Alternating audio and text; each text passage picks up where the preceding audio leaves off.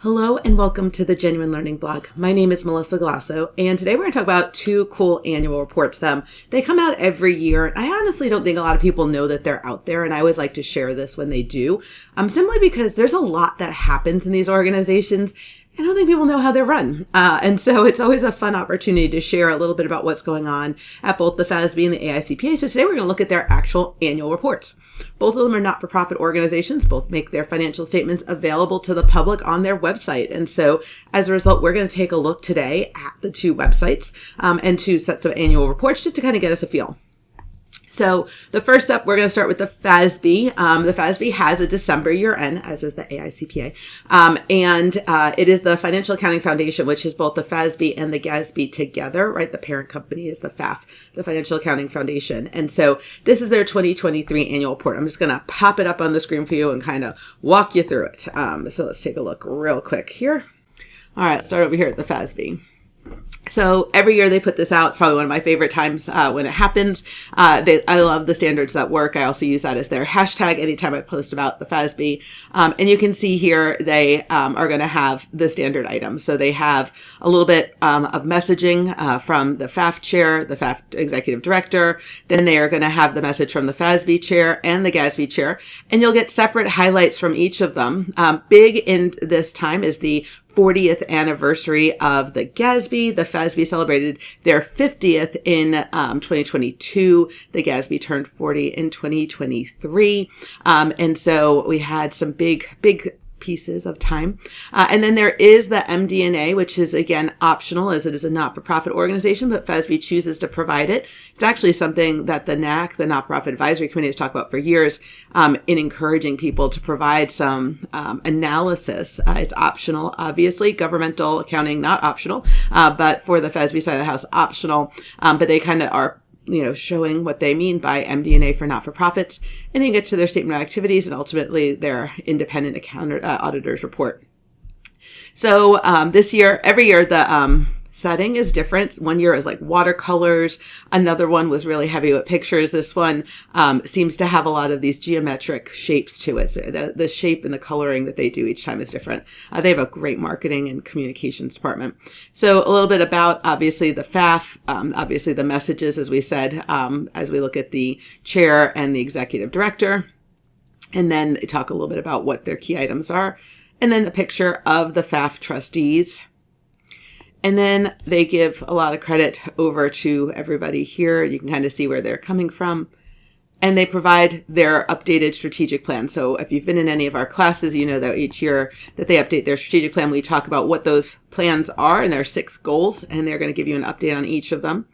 And then it moves over specifically to the FASB, and you can see Rich Jones here provided his thoughts on what was going on at the FASB, and picture of the FASB board. We're actually getting a new board, actually just got a new board starting July 1. So we've had some transition there. So Jim Croker, who's been the vice chair, he has rolled off the FASB, and we now have Hillary Salo, who has taken his place. So she's a new board member and the new vice chair. So a little bit of transition happening right now. So here are some highlights about the standards that were issued and other proposals that came out, and then some lovely references to the advisory groups there. Then you have the message from the GASB chair and their support and what they've had done. But again, the members of the GASB and their 2023 highlights, while they didn't put out nearly as much, what they did put out was impactful. But then we have the celebration of the 40 years, and I always love this. And if you haven't been to their website, they have a really nice 40-year documentation that you can go through to understand what's going on. Then here is that MD&A with a lot of pictures and explanations describing the results of operation. I'm not going to go through all of that, but I'm going to go straight to their statement of activities. A lot of people don't know how the FASB makes money, but accounting support fees, whether that is from the Sarbanes-Oxley registrations for the FASB, the SEC, and then the GASB is done by Dodd-Frank. And so those are some of the key items. Obviously, they also sell licensing revenue, so to access the COD, et cetera. And then they do have contributed services for people who are entitled to payment, but who do it voluntarily and choose not to get paid. Then there is an amount allocated to that. Then they use their methodology to show the standard setting fees and then the publishing and licensing fees. So you can see the sort of margin that they make on that. They have a balance sheet, or what we call a statement of financial position for nonprofits, and a statement of cash flow. As you can see, they only have operating and investing, though no financing here. I'm not going to go through the notes, but I always recommend you guys take a look at the notes, simply because if you are working with a nonprofit that has any of these types of activities, they are great. So publishing, for example, or other elements, highly recommend. They wrote the standards, so they're going to be pretty good at making sure all the things are in there. But then let's go down to what everybody wants to know, which is that independent accountants report. Or independent auditors report. And so you can see here, they are audited by RSM, who issued their opinion back in March of 24. And then they put together this lovely item. Excuse me.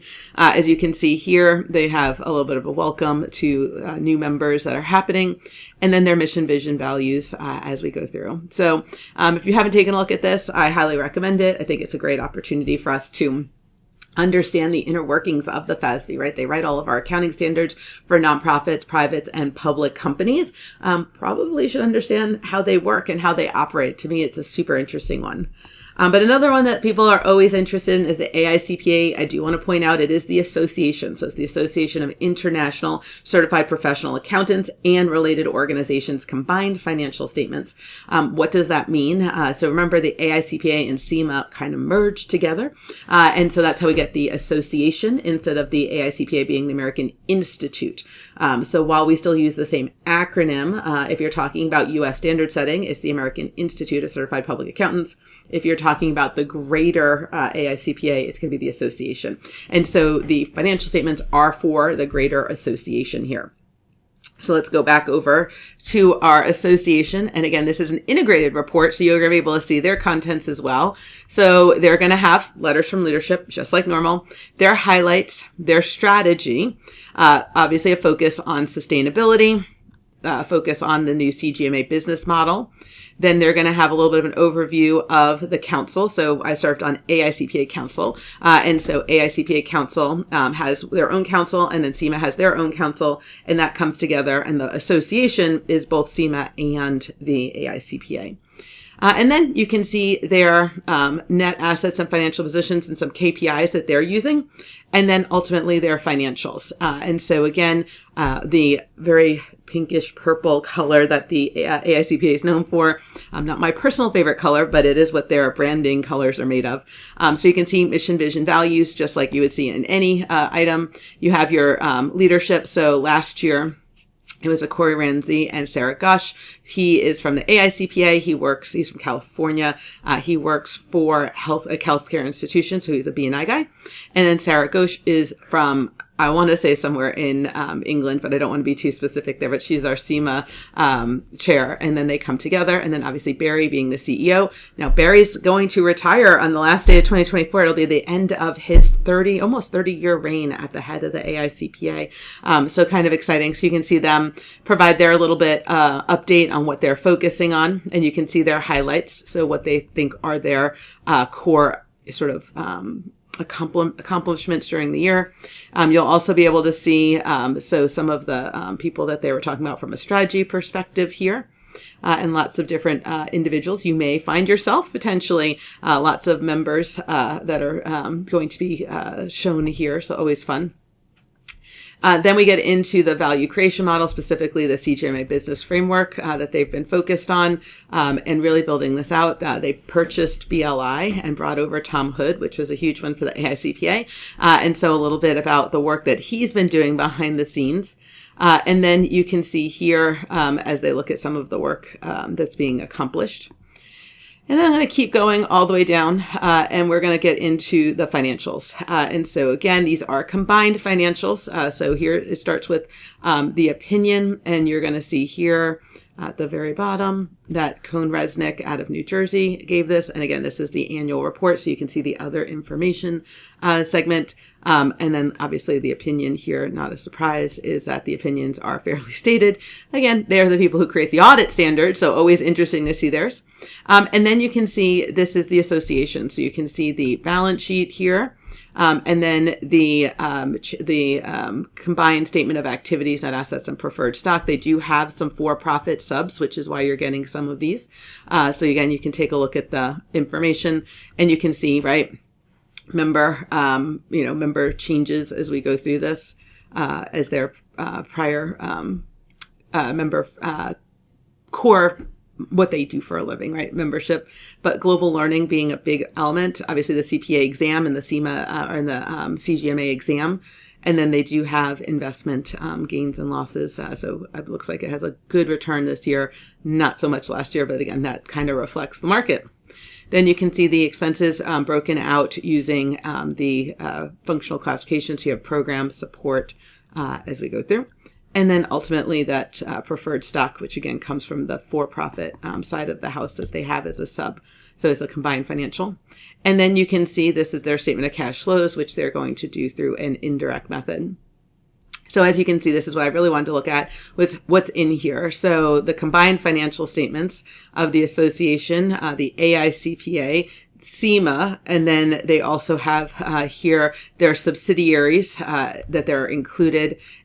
And you can see in here that they have a couple of wholly owned subsidiaries as well, and CPA.com, which is, again, a for-profit organization. And then they've got the Accounting Research Association, the Benevolent Fund, the AICPA Foundation, which does a lot of scholarships.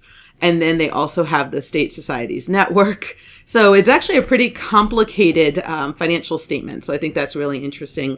In here, you can see that they did adopt the CECL standard, not surprising. And then you can kind of see some of the impact on their financial statements as well. So they have lots of notes for you to take a look at. And then we'll close up here with just that sort of ending area. So again, if you haven't taken a look at the AICPA or the FASB's financial statements, it's really nice to understand the organizations, how they're operating, what their financial path forward looks like. So hopefully that was somewhat interesting to you. I know for me, it's always interesting. All right, so that's a wrap on this week's blog. Hopefully give you a different perspective on what's going on in the profession, more from a financial perspective. So thank you guys so much for joining me. I know for the next couple of weeks, you're going to have some guest bloggers. Some of our other trainers are going to be sharing their wisdom, but I will see you in just a few weeks. So have a wonderful rest of your day, and I look forward to seeing you on a future blog. Bye, guys.